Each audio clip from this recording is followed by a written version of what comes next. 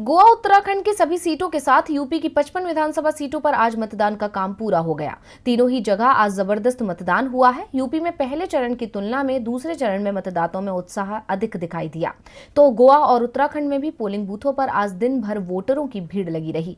तो कहां हुआ कितना मतदान और किन किन उम्मीदवारों की किस्मत हुई ईवीएम में लॉक, देखिए ये रिपोर्ट। आज देश के 2 राज्यों गोवा और उत्तराखंड के अलावा उत्तर प्रदेश में दूसरे चरण का मतदान हुआ। इसके साथ ही उत्तर प्रदेश की 55 सीटों पर 586, उत्तराखंड की 70 सीटों पर 632 और गोवा की 40 सीटों पर 301 उम्मीदवारों की किस्मत ईवीएम में कैद हो गई। इस चुनाव को बीजेपी की अग्नि परीक्षा माना जा रहा है, क्योंकि जिन राज्यों में आज वोटिंग हुई उनमें बीजेपी की ही सरकार है। यूपी में आज दूसरे फेज में 55 सीटों पर वोट पड़े। सहारनपुर, बिजनौर, मुरादाबाद, संभल, रामपुर, अमरोहा, बदायूं, बरेली और शाहजहांपुर की सभी सीटों पर आज मतदान हुआ।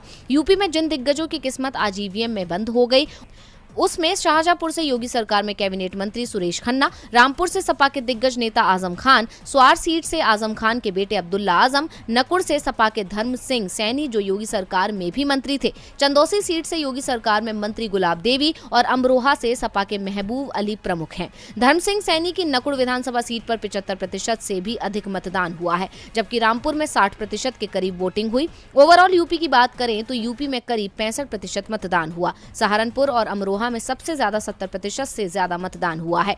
तो वहीं शाहजहांपुर, बदायूं, संभल में करीब 60% मतदान हुआ। पहले चरण की तुलना में दूसरे चरण में करीब 3% ज्यादा मतदान हुआ है। कहीं से भी कोई अप्रिय घटना की खबर सामने नहीं आई है। वोटिंग समाप्त होने के बाद कांग्रेस और बीजेपी दोनों ही ओर से जीत के दावे किए गए हैं। इसके साथ ही आज उत्तराखंड की भी सभी 70 सीटों पर मतदान हुआ। उत्तराखंड में इस बार 65% के करीब वोट पड़े हैं।